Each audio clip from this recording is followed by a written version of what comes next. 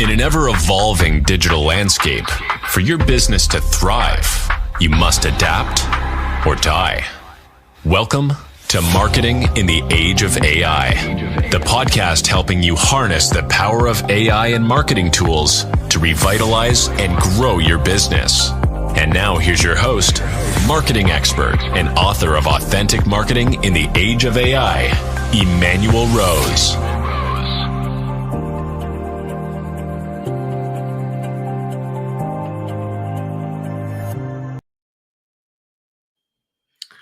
Welcome to this episode of Marketing in the Age of AI. Today, I'm going to have a conversation with Adrian, and he's going to talk about AI and AI from the perspective of the VC world and investing. And Adrian is the founder and general partner at Mendoza Ventures, which is both Latinx and woman-owned, and the first Latinx founded VC fund on the East Coast. His firm focuses on investments in fintech, AI, and cybersecurity, with diversity playing an important role in their investment decisions. About 80% of their portfolio consists of startups led by immigrants, people of color, and women. And I'm very happy that and grateful to you, Adrian, for spending some time talking to me today. Thank you. Hey, thanks, Emmanuel. Thanks for having me on, man. You betcha. First thing I want to know is how did you get into the dirty business of venture capital? You know what? Before being in VC, so we're coming up to our 9th year anniversary, January next year. Congratulations. It's like, I'll talk about this. It'll be like 9 years and 9 minutes. But prior to this, I was a founder. I had 2 VC-backed companies. Yep. One in ad tech, one in analytics. And so I knew of the VC world from being a guy that was pitching. Nice. And then, our company went into acquisition mode in 2015, and the board said, go find something to do. And it happened to be investing. So, so I went into that world. I went to the dark side. All right. That's great. What a neat change it must have been for you, though, to be on the other side of that. Well, it was great. A friend of mine once told me, who was another founder, and he said, man, I could never do what you do, just because he's like, I'm so focused on a problem. And I said, no, I love what I do because I'm at that 10,000 foot level view. Yep. I'm no longer looking down on the weeds. I'm looking up, and I'm not just looking at one business. I'm looking at multiple businesses. Sure. And I'm looking at markets. I'm looking at sectors. I'm looking at trends. And I love being there. That's, I think, where I do the best as a very early stage founder, because that's the spot in business and building a business that always got me excited. Yeah, that's cool. And it's always amazing when you find your spot and then you're dug in for 9 years and you're probably looking forward to the next 9 years, right? Yeah, absolutely. Yeah, cool. Well, one of the things that we've seen since ChatGPT has become retail, essentially, is that there's a lot of software out there that's claiming to be AI or is just APIing into chat or something like that from one of the LLMs. So then what are you looking for when you're looking at projects, and how much technology that's IP for a software company before you're willing to start having a conversation? Yeah, I kind of like to break this world out into 3 parts. Okay. The first is the ChatGPT, the front end. There's a pile of front end applications. I'll kind of talk about 3, and then I'll kind of see where the problems are in each. So there's the front end. Then there's sort of that middle office, which are the LLM land. Yep. And then, that's the Lambda, the OpenAI. And then there's the back office. Yep. And that's all data, training data, all of that, where there's still a lot. But truth being, when you look at it, my goal of investor and as founder is looking for risk. Right. And so on the front end, a lot of what's happened is all of these are tied together. If your LLM is off, if your data is off, or your front end is off, the whole thing falls apart. Sure. And right now it's being stuck together by duct tape and gum. And the reality is, a lot of the front-end applications, they're using out-of-the-can LLMs. They're using whatever they're doing, they're Lambda, they're using ChatGPT, they're using any of the things that are out there, but they're not proprietary. So right now, that's your connection into the data side. My prediction is in the next year or two, whoever wins some of the licensing of data sources is going to win, because no one's licensed out Reddit yet. No one's licensed out Twitter yet. And that's where true conversations are happening. And so because of that, in LLM land and in front office land, there's issues with hallucination. Sure. So perfect example. Like we always go in and test out an LLM, and we do this as investors anyways, is we'll ask it a stupid question. Like, we have a plush dog that's our mascot. I got him right here. We got like VC Puppy. And so I asked Google Bard, who is VC Puppy? And so it ended up giving me a response. And the first response was, VC Puppy is a real dog that is active in social media. And I was like, because it took the name from Twitter, real VC Puppy, and it just expanded on it, hallucinated on it, just made stuff up. And then it kept on going. And it said, oh, VC Puppy is a term of endearment in the finance industry for a young go-getter in venture capital. I mean, at this point, it's kind of like, imagine if you're having a conversation with someone and they start rambling. Yeah, right. Now the LLM is rambling. And it even uses an example. That guy is a real VC Puppy. And all of a sudden, Google, because of this, things like examples like this, it gets deprecated. Right. You ask OpenAI, you ask ChatGPT, nothing. Just recently, another investor called me and said, hey, by the way, they just pushed a new version out. And I asked it that question. So they went on ChatGPT, who is VC Puppy? It actually came back with an answer. Before, it would say, I don't know. Now it's hallucinated again. And it said VC Puppy is a pseudonym for an employee at Mendoza Ventures that happens to be a senior associate. This is not common in the industry. And so the problem is when you're building consumer retail facing app, if you're doing something, i.e. job post, i.e., someone asks it a simple question, you're going to start getting really good results. Right. If you were to say, hey, I want a job description for a project manager, a product manager, computer scientist, then you're going to get the most incredible thing because you've got millions and millions and millions of rows of data. Yeah. Well, when you start, one of the things that, sort of recent research has come out is when you ask an LLM a more random question, it's going to actually throw its thinking process off, and you're going to start getting outliers. So when we're looking at companies, we're looking at what are you using? Are you just betting the house on one LLM? Are you using several? And then on the LLM side, are you building your own LLM, which you shouldn't have to, because the reality is like there's enough out there. Yep. Are you building a model factory? Are you going through multiple, or are you just using one? But the bigger issue that we're still finding is on the data side, because in the next couple of years, we're going to start seeing the crossover from the retail onto the enterprise. Mm-hmm. Because right now, some of these enterprises, their employees are already using the retail version of ChatGPT to write their reports, to ingest it data. A lot of these enterprises are realizing, oh, my stuff is getting out there. I've got to control it. Yeah. And the only way to do it is to start bringing in your own LLM, start bringing in your own front end applications over your own data. But the problem is, if you're dealing with something like insurance claim data, medical records, health, you can't hallucinate. Yeah. So you've got to start looking at different LLMs or finding ability to sort of figure out which one will work for you and why was the decisioning made. Yeah, that's an interesting point. And in addition to hallucinations in that situation, you also have HIPAA compliance and IP and all these things that you don't want to leak out. So how are you seeing that companies are managing that part? Well, part of it is, when you look at HIPAA works if it's a dual handshake. If I agree to give you the data and you agree to send it back, then we have a HIPAA compliant handshake. Right. The reality right now is what we're seeing is people haven't really, like, people are still hoarding data. If you look at insurance companies, you look, sort of the financial services industry, we're sitting on mountains of data.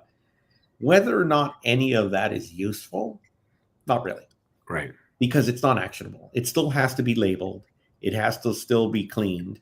This is why when you look at things like Snowflake, why all these sort of big data aggregators really did really well, because the data was garbage. We're still in this situation of garbage in, garbage out. Gotcha. And so even though there's this fear of everyone saying, what about, our HIPAA data? What about our PII data?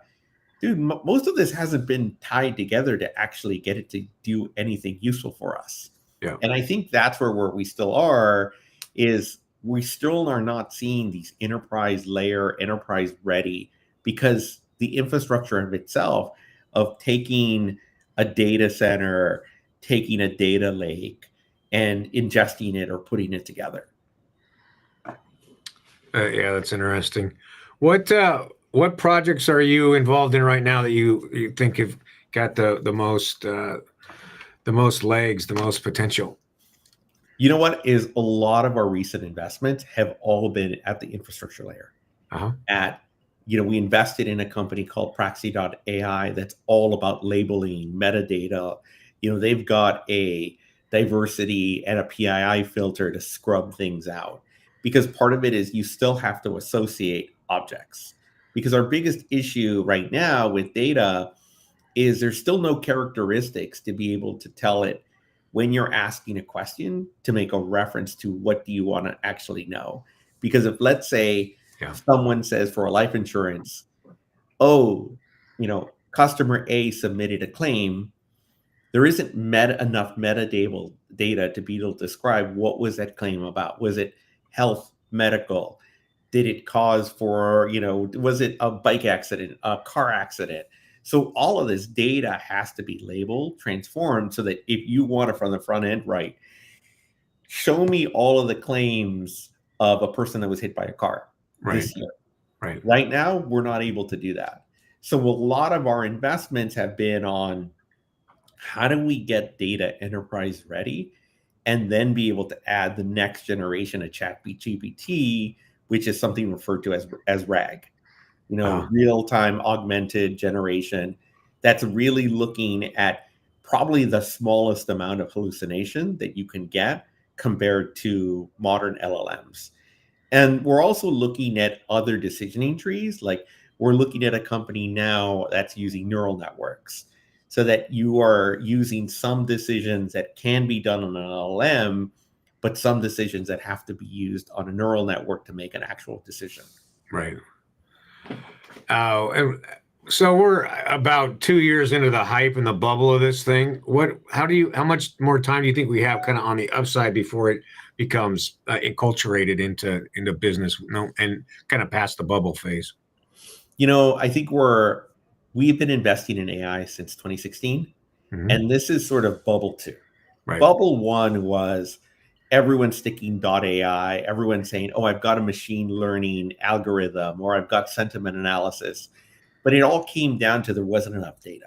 In order to make a decision, you need 10,000 data points in order to get to statistical significance. That's how you remove hallucination. And so then all of a sudden in that first bubble, you saw a lot more emphasis on training data and sort of computer, into computer vision, into sentiment analysis. So much was like these models were forgotten. So now what's happened is bubble 2 comes along, and it's fueled by a front end. So where before there wasn't front ends, now you've got an excitement over, I can use a front end, whether it be at a bank, whether it be at, any type of, endpoint where someone is, wants to ask questions. This is what's proved it out. And truth being, what's happened is the more people ask questions, the more people submit, the LLMs are being trained by our own questions. And so it's interesting because we've kind of nipped that into, we now have training data. But then the hallucination part is still massive because it's trying to appease us by not telling us no. We're consumers. We like to consume. If it said, no, I don't know who VC Puppy is, I'll go to the next LLM. Now it's like, Now I'm just going to tell you, hey, clearly you want this answer, I'm going to give it to you, whether it's accurate or wrong. And this is where you've seen things like lawyers using ChatGPT and using made up citations for the law. And that's where things were sort of starting to creep in. So I love that the fact that there's an excitement. We're an investor in a company called Senso.ai out of Canada. Like one of the top data science teams in the country in Canada. These guys are crushing it. ChatGPT comes out. I mean, they were building reports for everybody. They had like 10, 12 data scientists. One morning, the CEO says, you know what, guys? We're building all these reports. I'm just going to build a front end to be able to ask it questions. Right. Guess what? Companies down to 2 to 3 people. Now they're selling like hotcakes to all of the banks and credit unions. And they're going to the support people. They're going to the people that are picking up the phone calls. They're going to the people at the front desk.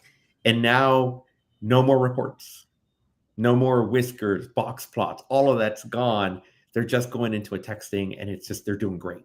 Yeah. But like that's this thing of you need people to start thinking about who's our actual customer here and what do they need? They need to be able to just stand in front of a computer when someone walks in and ask it a question. Right. But what tools are you using in your daily work that we might be able to emulate? Oh, I'll use a good one. And you guys can go online and check this out. There is a Notebook LM. Yeah. And it's fantastic because what it did is one of my founders came up to me and said, you should try it. So I logged in and what it did, it says, hey, give me some data sources. So I pulled out our website.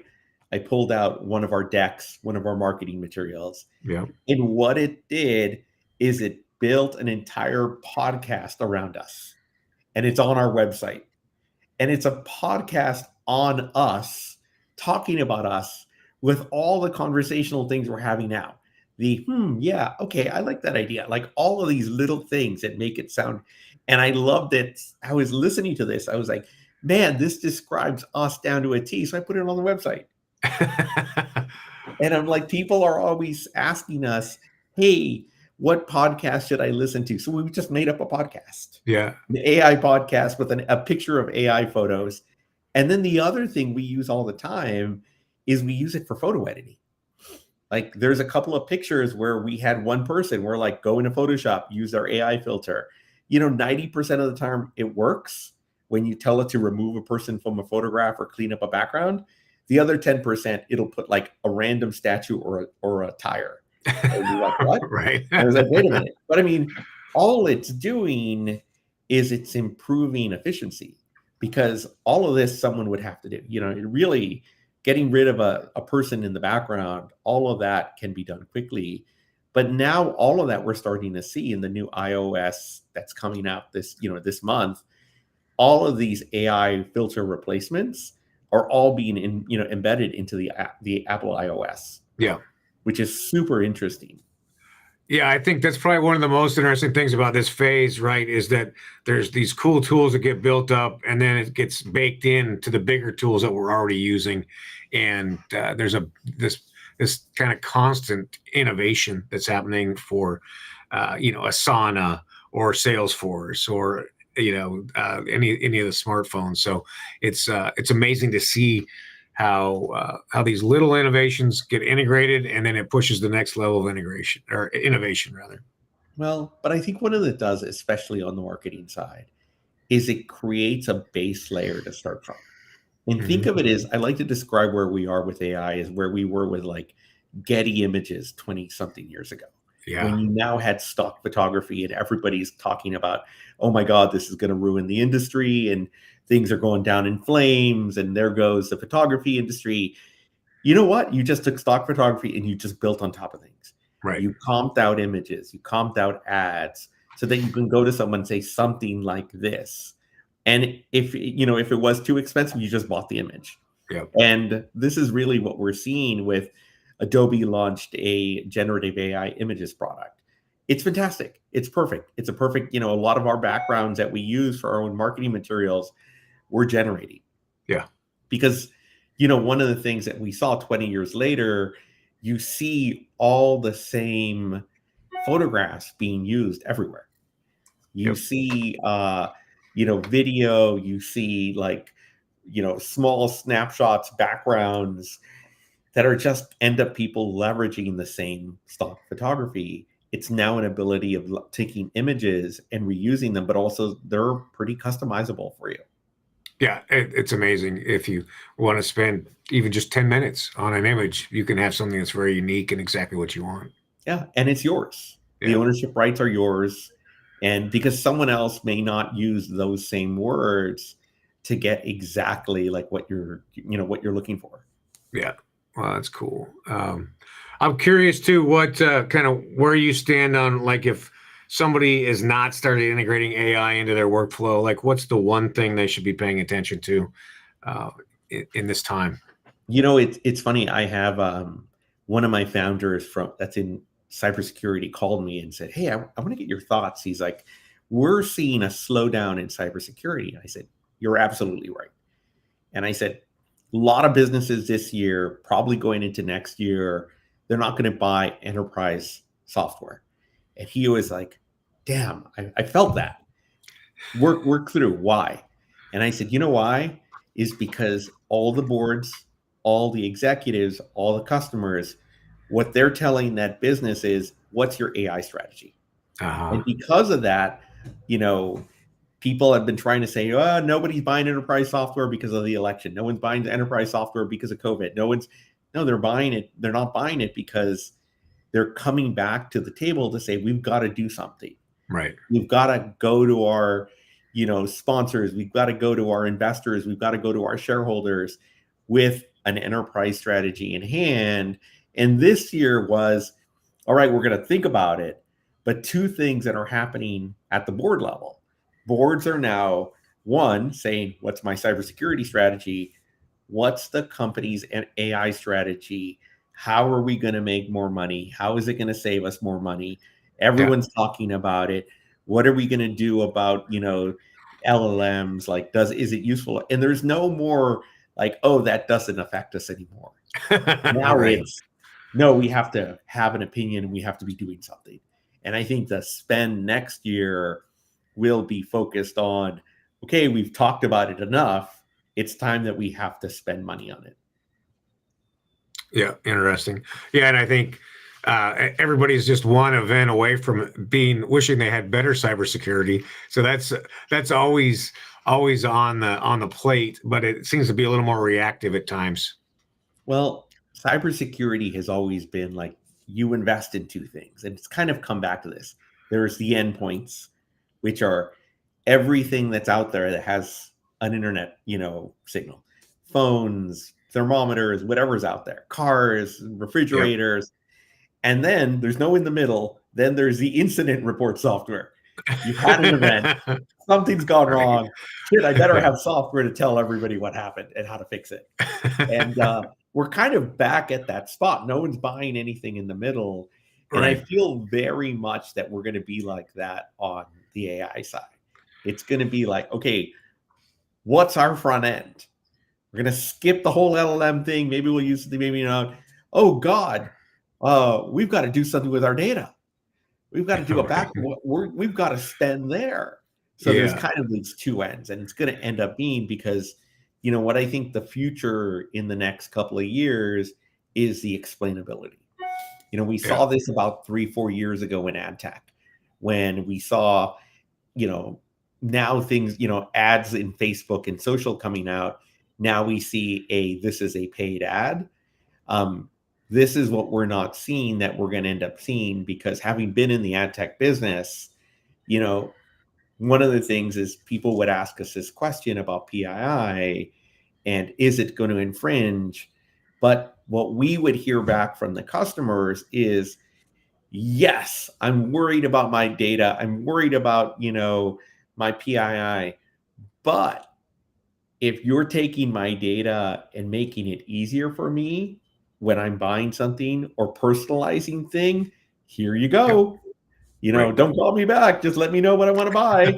And that's actually like the thing that we're going to get to is, how do you explain how you're choosing something for someone? It goes back to the pseudonym approach of BC Puppy is a pseudonym for the senior associate. Like, where did this come from? Right. And why did you choose a pseudonym? Like, that explainability part is something like an ad tech that, 3, 4, 5 years ago came out to explain, why am I getting this ad? Now it's going to end up happening on the AI side to be like, why was I offered this? And what's the weight of the decision of where it was made? Yeah, I like that. I do have one more question. I just saw recently that the FBI was saying that now that we should be encrypting all of our communications, and so even email and texts.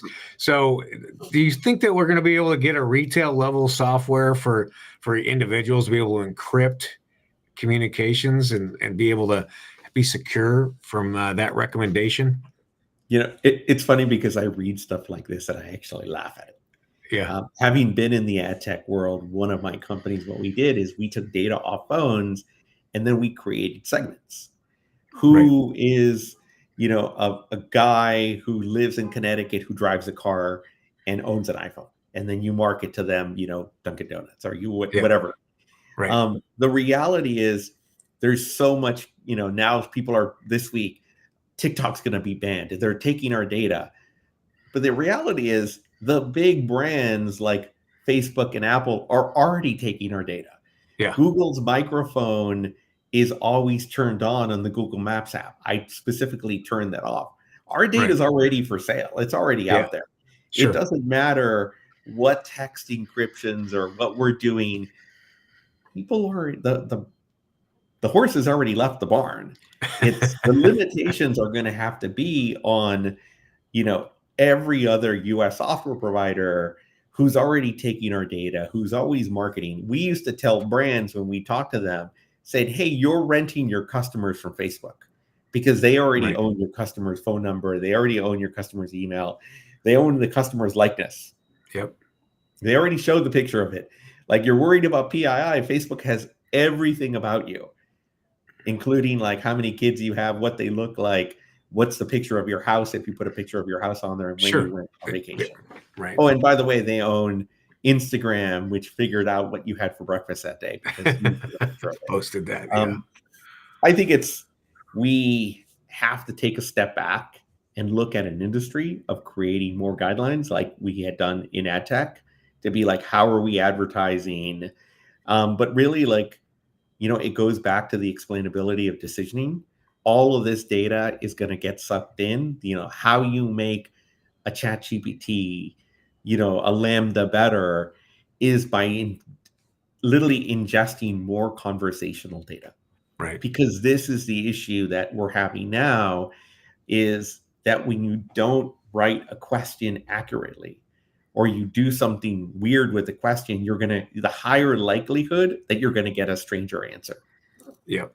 And so it's interesting because though we've opened this box of conversation, until there's more data, like if you were to take someone that was a college student, high school student now, and you ingested all of their text, they're going to write how they're writing in text. A current LLM is not going to understand that because it doesn't understand that, you're Riz or like any of these terms. It just will say, I don't understand. Like, what does this mean? And that's how you get this hallucination. Yeah, interesting.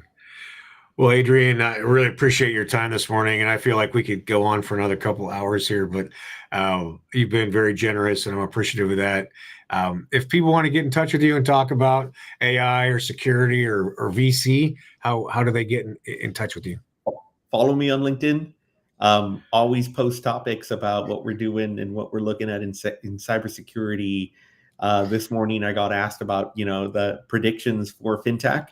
So I've already shared them out to magazines, and I always post that out there. So feel free to follow me. Feel free to connect and learn as we go along, as we're all in this AI journey together. All right. Well, thanks for your work getting young companies funded and active. I appreciate that too. Hey, thanks, Emmanuel. Thanks for having me on. Yeah, you betcha. Thanks for listening to Marketing in the Age of AI. Be sure to subscribe wherever you heard this podcast so you never miss a future episode. Your copy of Authentic Marketing in the Age of AI is available at Amazon.com or EmmanuelRose.com. You can also connect with Emmanuel on LinkedIn. Thanks again for listening, and we'll see you next time.